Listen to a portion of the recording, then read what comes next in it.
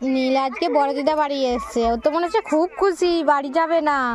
এবার নীলেরই ভিডিও দেখছে, মাসি হয়, কত বড় একটা মাসি, আর এটা কত বড় একটা মামা। এটা তোমার সমান হয়ে যাবে তো।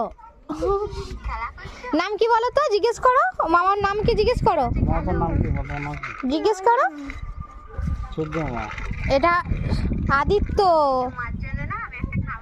ইটটা লেগে যাবে, পাটা লেগে যাবে। দেখো ইট নিয়ে খেলছে, বাড়িতে তো খেলতে পায় না ইট নিয়ে, লেগে যাবে নীল, দাগ হয়ে যাচ্ছে।